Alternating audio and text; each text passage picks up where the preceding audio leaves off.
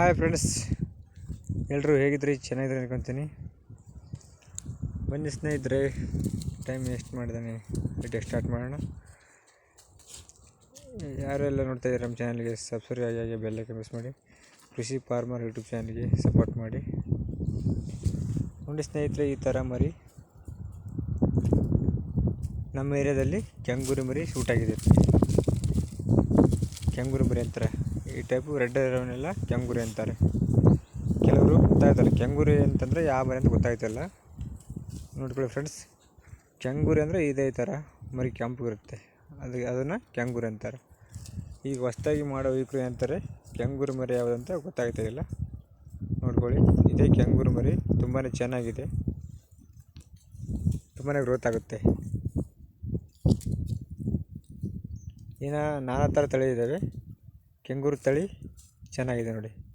ಕೆಂಗೂರು ತಳಿ ಸಾಕಿ ತುಂಬಾ ಚೆನ್ನಾಗಿರುತ್ತೆ. ತುಂಬಾ ರೋಗ ರುಜಿ ಯಾವುದೂ ಬರೋದಿಲ್ಲ, ತುಂಬ ಚೆನ್ನಾಗಿ ಆರೋಗ್ಯ ಇರುತ್ತೆ. ಬನ್ನೂರು ತಳಿ, ಇನ್ನು ಸುವರ್ಣ ತಳಿ, ಆ ತಳಿ ಇದೆ. ಆ ತಳಿ ಎಲ್ಲ ಸೂಟ್ ಆಗಲ್ಲ. ಇದು ನಾಟಿ ಕೋಳಿ ಜವರಿ ಕೋಳಿ ಇರ್ತಲ್ಲ, ಆ ಟೈಪ್ ಇದು.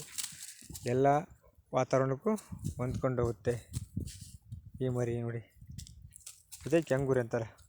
ಕೆಲವು ಕಡೆ ಕೆಂಪು ಕುರಿ ಅಂತಾರೆ, ಕೆಲವು ಕಡೆ ಕೆಂಗೂರು ಅಂತಾರೆ. ನಾವು ಜಾಸ್ತಿ ಕೆಂಪು ಕುರಿ ಅಂತ ಹೇಳ್ತೀವಿ ನಮ್ಮ ಕಡೆ.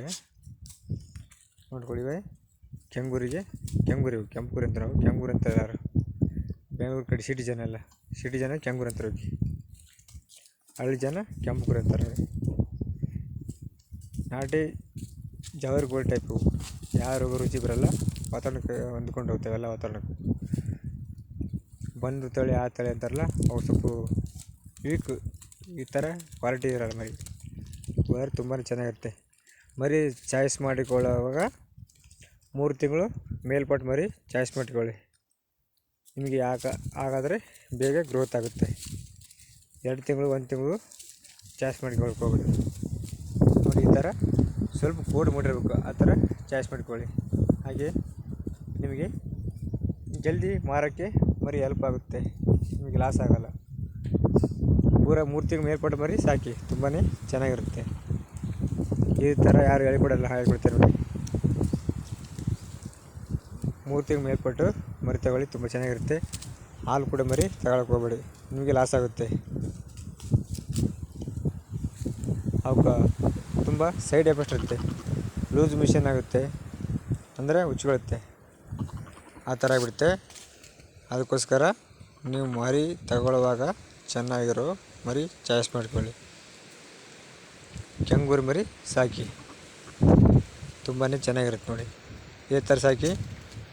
ಅದು ಏನಂತಾರಲ್ಲ ಬನ್ನೂರು ಕುರಿ, ಆ ಮರಿ ಸಾಕಬೇಡಿ.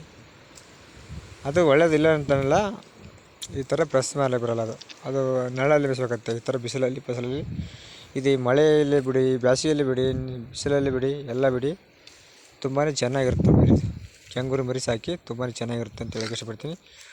ಓಕೆ ಫ್ರೆಂಡ್ಸ್, ಮುಂದೆ ನೋಡೋದು ಸಿಗ್ತೀನಿ. Thank you so much. ನಮ್ಮ ಚಾನಲ್ಗೆ ಸಪೋರ್ಟ್ ಮಾಡಿ. Thank you.